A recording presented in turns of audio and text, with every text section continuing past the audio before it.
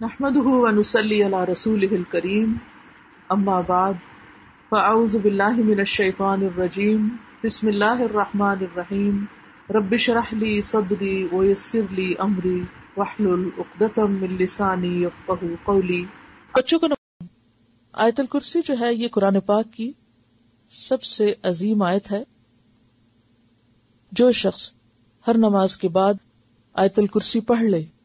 اسے جنت میں جانے سے کوئی چیز نہیں روک سکتی، لہذا کلام کیے بغیر آیت الکرسی سلام پھیرتے ہی پڑھنی چاہیے فرض نماز کے بعد۔ حضرت ابو ہریرہ سے روایت ہے، نبی صلی اللہ علیہ وسلم نے فرمایا، ہر چیز کا کوہان اور بلندی ہے، ہر چیز کا کوہان اور بلندی ہے، اور قرآن حکیم کی بلندی سورۃ البقرہ ہے، اور اس میں آیت الکرسی تمام آیتوں کی سردار ہے۔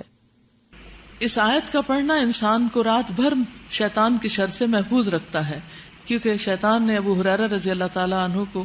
خود یہ بات بتائی جس کی تصدیق نبی صلی اللہ علیہ وسلم نے کی، کہ اس نے کہا کہ جب تم سونے کے لیے بستر پر جاؤ تو آیت الکرسی پڑھ لو، صبح تک اللہ کی طرف سے تم پر ایک نگہبان فرشتہ مقرر رہے گا اور صبح تک تمہارے پاس شیطان پھٹکنے نہ پائے گا۔ اور نبی صلی اللہ علیہ وسلم نے فرمایا کہ اگرچہ وہ جھوٹا ہے مگر اس نے سچ کہا، یعنی بات سچی ہے لیکن وہ جھوٹا ہے، وہ شیطان تھا۔ ابی ابن کعب سے مروی ہے کہ نبی صلی اللہ علیہ وسلم نے ایک مرتبہ ان سے پوچھا کہ اللہ کی کتاب میں سب سے عظیم آیت کون سی ہے؟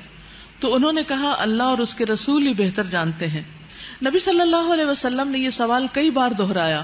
تو ابی ابن کعب نے کہا آیت الکرسی۔ نبی صلی اللہ علیہ وسلم نے یہ سن کر فرمایا، ابو المنذر تمہیں علم مبارک ہو، اس ذات کی قسم جس کے قبضے میں میری جان ہے، جس کے ہاتھ میں میری جان ہے، عرش کے پائے کے پاس یہ اللہ کی پاکیزگی بیان کرتی ہوگی۔ آیت الکرسی عرش کے پائے کے پاس اللہ کی پاکیزگی بیان کرتی ہوگی، اور اس کی ایک زبان اور دو ہونٹ ہوں گے،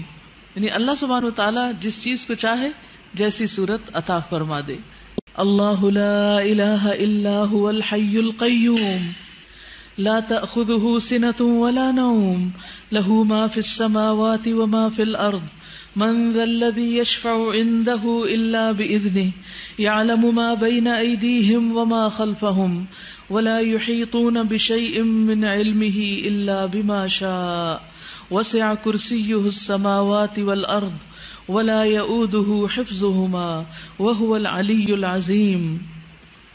اللہ وہ زندہ جاوید ہستی جو تمام کائنات کو سنبھالے ہوئے ہے،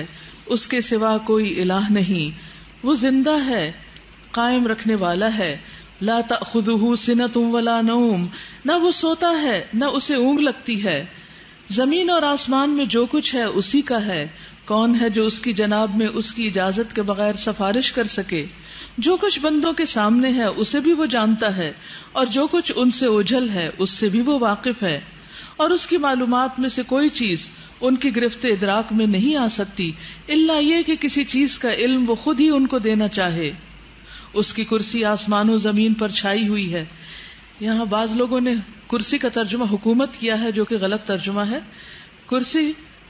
ابن عباس کی روایت کے مطابق اللہ سبحانہ وتعالی کے قدم رکھنے کی جگہ ہے، فٹ سٹول ہے۔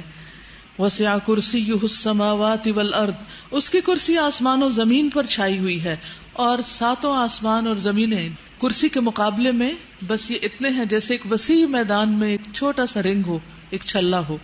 یعنی سارے آسمان اور زمینیں جن کی وسعتوں کا ہم اندازہ نہیں لگا سکتے، وہ اللہ سبحانہ تعالیٰ کی کرسی کے مقابلے میں کتنے ہیں؟ جیسے ایک بڑے میدان میں بہت بڑے صحرا میں ایک چھوٹا سا رنگ پڑا ہوا ہو جو دور سے نظر بھی نہ آئے، تو اس سے اندازہ ہوتا ہے اللہ سبحانہ وتعالیٰ کی عظمت کا۔ ولا یؤودہ حفظہما، اور ان کی نگہبانی اس کو تھکاتی نہیں، وہو العلی العظیم، اور وہ بلند ہے، بہت بڑا ہے۔ اس آیت کے اندر اللہ سبحانہ وتعالیٰ کے 5 نام اور 26 صفات کا ذکر کیا گیا ہے۔ تو اس آیت کے اندر سب سے پہلا نام ہے اللہ۔ اللہ کا یہ نام بہت بابرکت ہے، بہت پاورفل ہے۔ قرآن مجید میں آتا ہے تبارک اسم ربک ذو الجلال والاکرام، بہت بابرکت ہے تیرے رب کا نام جو جلال اور اکرام والا ہے۔ حقیقت یہ ہے کہ انسان کو ہر موقع پر اللہ کو یاد